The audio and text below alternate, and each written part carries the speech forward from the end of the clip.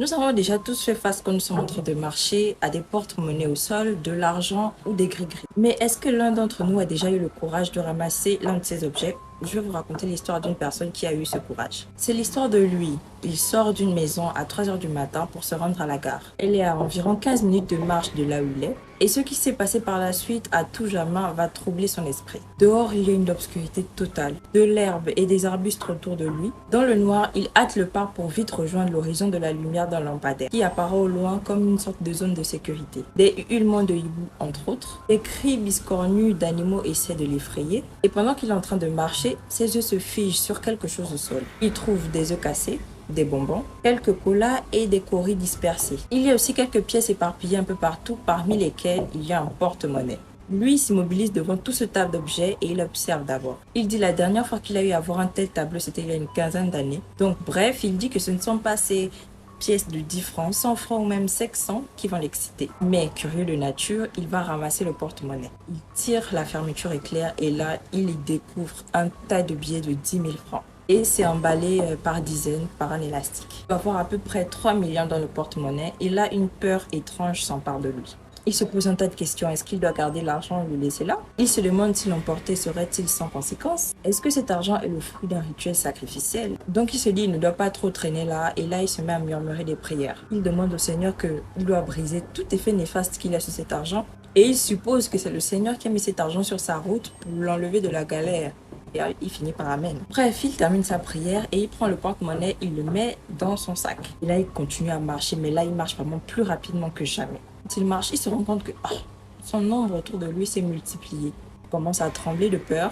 Et là, il entend les miaulements d'un chat tout près de lui. Il se met tout de suite à courir, mais il se dit qu'ils se sont très alourdis. C'est comme si on retenait ses jambes. Là, le chat, écoutez bien, mais le chat s'est transformé en vieille femme et le pointa du doigt. Il lui dit tout de suite, tu vas où, petit?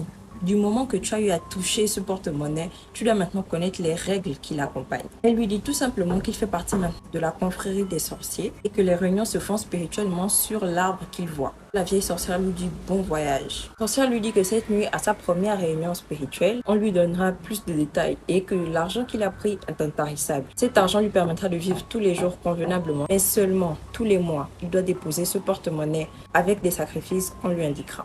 Ainsi, pour que les prochains qui viendront à le ramasser agrandissent leur famille.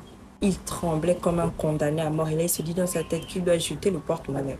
Et là, c'est comme si la vieille femme entendait ses pensées. Elle lui dit « Tu as déjà touché le porte-monnaie.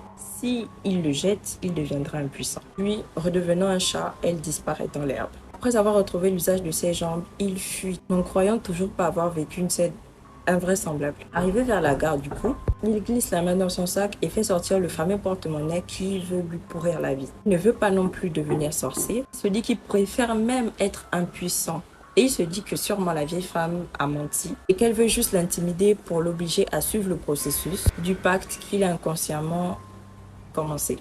Et là, sans l'ombre d'une hésitation, il jette le porte-monnaie dans un ravin plus loin et il s'enfuit vers la gare.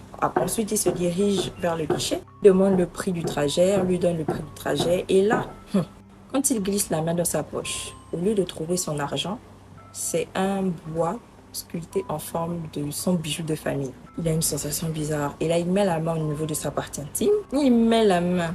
Il n'y a rien du tout. Son bijou de famille a disparu. Il jette son sac à la fenêtre du guichet et là, il se met à courir comme un fou.